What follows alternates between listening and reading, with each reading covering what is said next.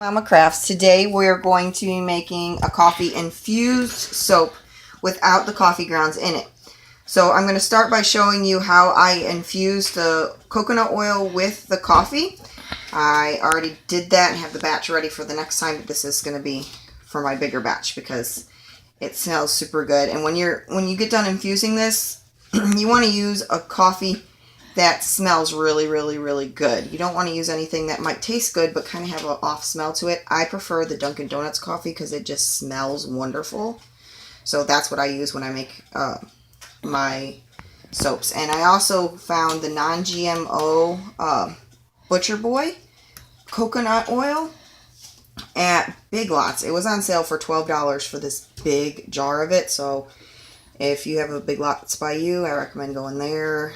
It's a really good price for some good non-GMO coconut oil. So what I did is I got the whole bean Dunkin' Donuts coffee and I ground it right here before I used it. That way it gets as much of the fresh smell and everything out of it, and it doesn't smell stale at all. I love the whole bean coffees. I use it when I drink. And I'm just going to fill this up. And what were you drinking? Coffee. Don't spike my coffee. That is Aunt Shanna's. Yes, Aunt Shanna is back again. Watch out, people. You never know what she's going to imply. Hey, it's all about the views. And I'm not going to be using this oil for lotion, so it's okay that I scrape this back. I don't like waste. I'm going to save everything that I can. That's why she's the recycle mama. Yes. I love to recycle everything. Including her kids. Yes, my kids are recycled. My kids are adopted. I love them to death. Yay! But I even recycled my children. So then you don't want to put the lid on tight with these because you're going to be cooking it. You stick it in a pot, measure the water beforehand before you put all the stuff in the jar. That way you don't have a big mess of water all over the place. Then you want to cook this on a very, very low temperature. You're going to take the lowest setting you can get on your stove, and you're just going to keep an eye on it. Make sure that there's the water doesn't boil out of it. Around me this way, and then we can...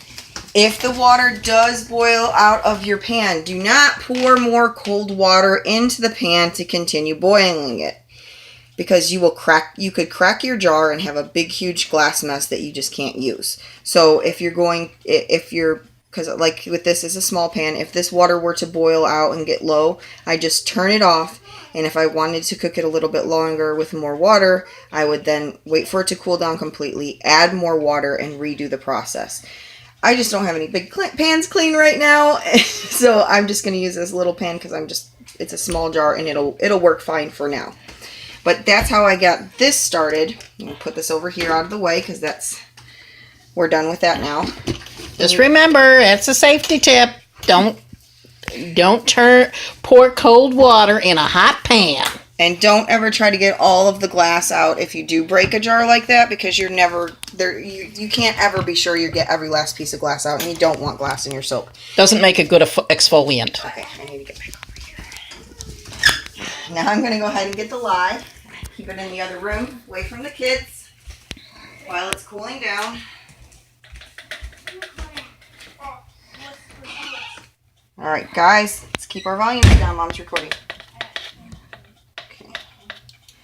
Now I've got my lye water here. Go ahead and add it. Now this I'm using, making a 100% coconut oil soap. Let's face it, it was just because I ran out of olive oil. So it's 100% coconut oil. I super fatted at 20% like was recommended in many other videos. And it turned out pretty good. Make sure that you're using all of your safety gear, your gloves, your long sleeves, the stuff that I don't use that you should. And where's your gloves? Shh. I tell them to do what I don't do. Okay. Oh, see, like that. I just splashed it on myself. Give me a second while I go rinse off this poison. Don't forget the aloe. No, you just use a little vinegar when you're doing this. If it starts to burn, you can put aloe later, but you always want to use vinegar to rinse off. And that's why you use safety gear, or you smell like vinegar all day. Okay. Once you get that in there, you're going to start mixing it. Now, what I did is I'm doing a small batch. I'm going to be using these cute little tiny molds here. I have some little hearts and these little pigs. that my Aunt Maureen gave me. She is an awesome lady. She runs all of the charity events for Jace. Now, you do realize they were re-gifted. I gave her the pigs. I don't care if they're regifted. I'm making soap out of your pigs. So now we're going to use our stick blender just to get this to a light trace so we can pour. Because of the fine detail in the molds, we don't want to get this to a real heavy trace. It's going to be really hard. If you get an air bubble in there, it'll pretty much destroy the whole thing. So get it up to trace really lightly. Now, I did try to use, instead of just the water, to make coffee and freeze it and do it that way. But what happened was when I poured my lye on top of the coffee ice cubes, the lye formed a hard crust and it wouldn't dissolve. Not all of it, but there was some of it that formed a hard crust on top of those cubes. I may have poured too much at once. I'm not sure.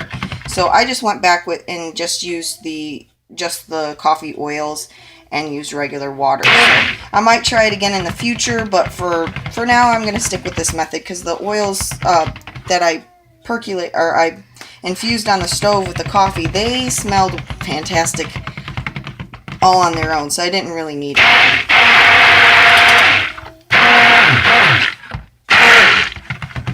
You can see it's already starting to saponify.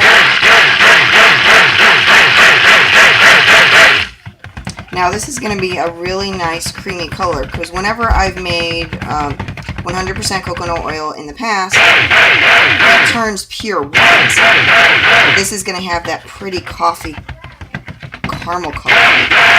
But because I'm not leaving the coffee grounds in it, it's going to be a much lighter color than in previous soaps. This will give you the benefit of the caffeine in the coffee without having to deal with the scrubs. And not everybody likes scrubs in their soaps.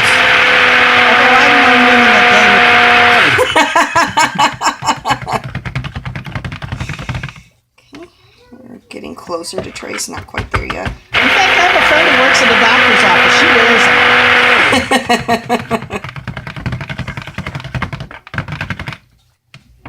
Yes, Aunt Chana Banana, the queen of corn. The corniest lady alive.